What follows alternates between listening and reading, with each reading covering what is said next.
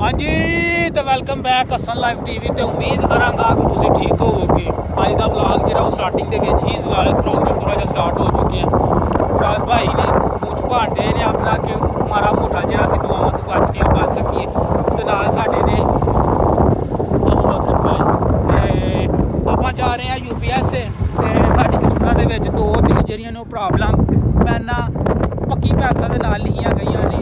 एक बिजली दे कम ते दूजा जेह्ड़ा नो घर दे कम ते तीजी साडी शहर दी जलालत ते हुण जेह्ड़ा ना UPS लैके चले हैं। UPS नूं की प्रॉब्लम है नवी बैटरी भी रखाई है ते फिर भी जेह्ड़ा ना कोई टाइमिंग नहीं देन दिया है। ते बाकी जिन्ने भी वीर नवे ने इस चैनल ते पहली बारी आए ने उन्हें रिक्वेस्ट कि चैनल नूं करो सबसक्राइब ते अज दा व्लॉग कर रहे हैं स्टार्ट। ये फेसबुक तो वेखण डे हो तो शेयर जरूर करो ते मौसम बहुत ज़्यादा वधिया कमाल दा घैंट है ते बाकी जो भी रिपोर्ट होंदी है तुहानूं उत्थे जाके चेक करवानी। अलहमदुलिल्लाह जी UPS जेह्ड़ा ना दे लिया वे ते ताया अबू दियां हज दियां दरखास्तां जमा करवानियां अलहमदुलिल्लाह वो भी जमा करवा लईयां ने। दुआ करो कि अल्लाह पाक जेह्ड़ा ना ताया अबू नूं ऐतकी हज जेह्ड़ा ना वो हज दरास निकल आए तो हज कर लैन ते दुआ करो सारे अल्लाह पाक जेह्ड़ा ना ऐतकी हज दी तौफीक देवे तो उन्हां दियां दरखास्तां हज वास्ते निकल आउण।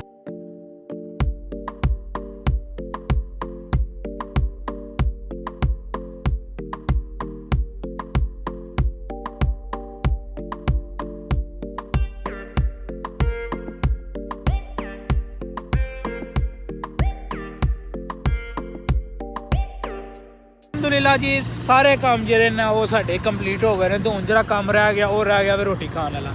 तो हुण रोटी खाइए रोटी खाने तो बाद UPS वाले बंदे को जाइए उन्होंने जाके आखिए तेरी मेहरबानी UPS सही करके दे। तो अपना फराज साहब देना असी आए हाँ सौरे तो क्योंकि ये जो राह है ना सौरियां का राह फराज साहब को बड़ा प्यारा लगता है। इसमें क्या आता है? चिकन होता है और चीज़ होता है और प्याज मिर्ची और सॉस एक आधा किलो। हाँ और तो एक ये ले पिज़्ज़ा पराठा ओके भाई ओके जी ऑर्डर हो गया। फराज साहब की ऑर्डर होया यार एक ना ना दा पिज़्ज़ा पराठा है वो लगवाया ते एक ਤੁਹਾਡੇ ਆਸਮ ਲਵਾਇਆ ਪਾ ਇੱਕ ਪਲਾਓ ਲਵਾਇਆ। पाव भलाई मेरे लिए बहुत ज़्यादा है क्योंकि मैं बाहर दी चीज़ां छड्डियां नहीं। फराज साहब जेह्ड़ा ना इस पुलाव दे विच भी मेरे नाल ना शरीक होणगे ते बाकी ऑर्डर आंदा तुहानूं चेक करवाने आ। फराज भाई जेह्ड़ा ना बड़ा ही ना पुछ गिछ के बड़ी जांच पड़ताल करके ना ऑर्डर दिता है। हूँ ऑर्डर आंदा तुहानूं चेक करवाने आ। चावल जेह्ड़े ने आ चुके ने ते परांठा जेह्ड़ा ना उन्हां दा पिज़्ज़ा परांठा वो थोड़ा जिहा टाइम लेगा। सब लगे ने बोटियां उन्हें नहीं खानियां चावल खाएंगे तो मैं बोटियां खावांगा। चावल मुक गए ने तो नाल ही जरा पिज़्ज़ा परांठा आ गया। तो फराज साहब इसके रिलेटेड कोई कमेंट्स तो पास करो। नहीं यार मैं नहीं कमेंट पास करना नज़र लग जाती है। नज़र काश तो लग जाएगी उस्ताद जी। है वे पिज़्ज़ा पराठा तो मैं नहीं सी खाना है पर फराज भाई ने फोर्स किया उन्हें कि एक बार चेक करो तो चेक किया मज़ेदार है।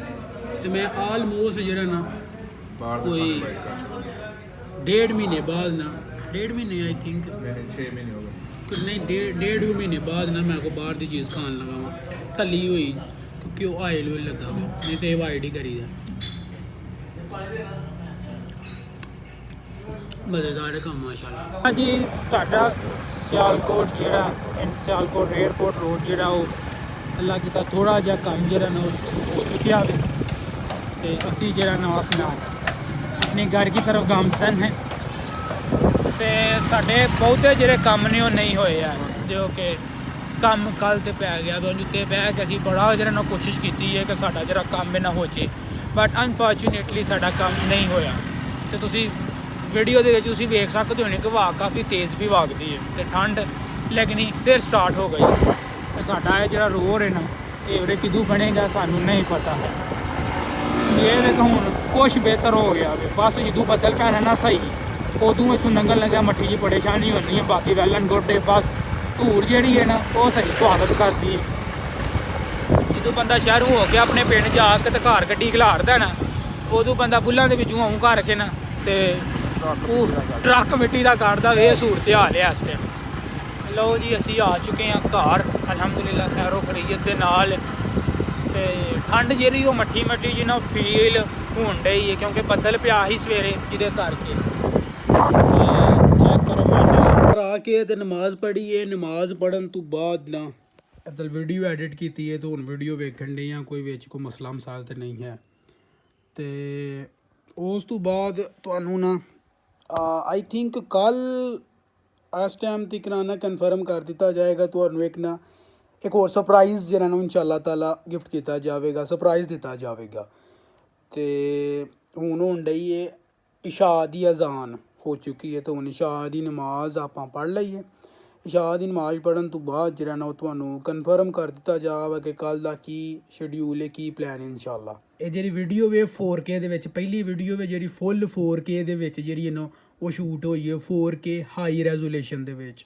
ਤੇ ਬੜੀ ਤਬਾਹੀ ਲੱਗਣ ਡਈ ਹੈ ਜਿਹੜੀ ਇਹਨੂੰ ਇੰਝ ਤੁਹਾਨੂੰ ਨਹੀਂ ਪਤਾ ਲੱਗਣਾ ਥੋੜ੍ਹਾ ਜਿਹਾ ਨੂੰ ਇੰਝ ਕਰਕੇ ਫੁੱਲ ਹਾਈ ਰੈਜ਼ੋਲੇਸ਼ਨ ਦੇ ਵਿੱਚ ਜਿਹੜਾ ਨਾ ਉਹ ਵੀਡੀਓ ਸ਼ੂਟ ਕੀਤੀ ਗਈ ਹੈ। ਤੇ ਇਹ ਵੀਡੀਓ ਸਿਰਫ ਔਰ ਸਿਰਫ ਜਿਹੜੀ ਹੈ ਨਾ ਉਹ ਆਈ ਥਿੰਕ 11 ਮਿੰਟ ਦੀ ਹੈ। ਤੇ 11 ਮਿੰਟ ਦੀ ਮੈਕਸੀਮਮ ਜਿਹੜਾ ਨਾ ਮੇਰੀ ਐਵਰੇਜ ਜਿਹੜੀਆਂ ਬਾਕੀ ਵੀਡੀਓਜ਼ ਹੁੰਦੀਆਂ 9 ਮਿੰਟ 10 ਮਿੰਟ ਉਹ ਤਕਰੀਬਨ ਆਲਮੋਸਟ ਜਿਹੜੀ ਹੁੰਦੀਆਂ ਨਾ ਉਹ 1 GB ਦੀ 1.40 GB 3 GB ਇੰਨੇ ਤੱਕ ਹੁੰਦੀ ਹੈ, ਇਸ ਤੋਂ ਵੱਧ ਨਹੀਂ ਹੁੰਦੀ ਹੈ।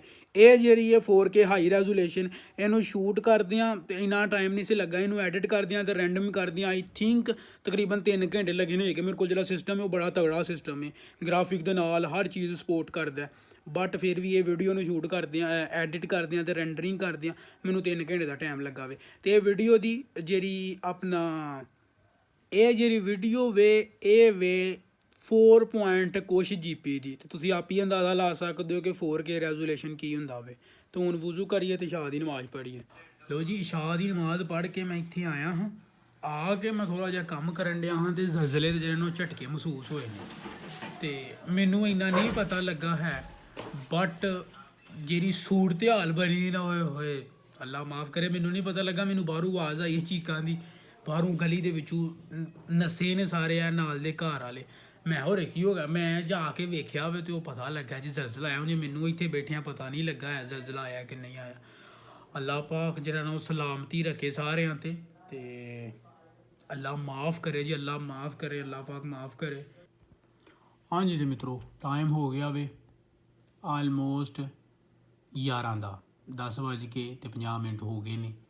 ਤੇ ਅੱਜ ਦਾ ਵਲਾਗ ਇੱਥੇ ਹੀ ਐਂਡ ਕਰਾਂਗੇ। ਉਮੀਦ ਕਰਾਂਗੇ ਕਿ ਵਲਾਗ ਪਸੰਦ ਆਇਆ ਹੋਏਗਾ। ਵਲਾਗ ਪਸੰਦ ਆਇਆ ਤਾਂ ਅੱਗੇ ਸ਼ੇਅਰ ਕਰੋ, ਚੈਨਲ ਨੂੰ ਸਬਸਕ੍ਰਾਈਬ ਕਰੋ, ਫੇਸਬੁੱਕ ਤੇ ਵੇਖਣ ਦਿਓ ਤੇ ਸ਼ੇਅਰ ਜ਼ਰੂਰ ਕਰੋ।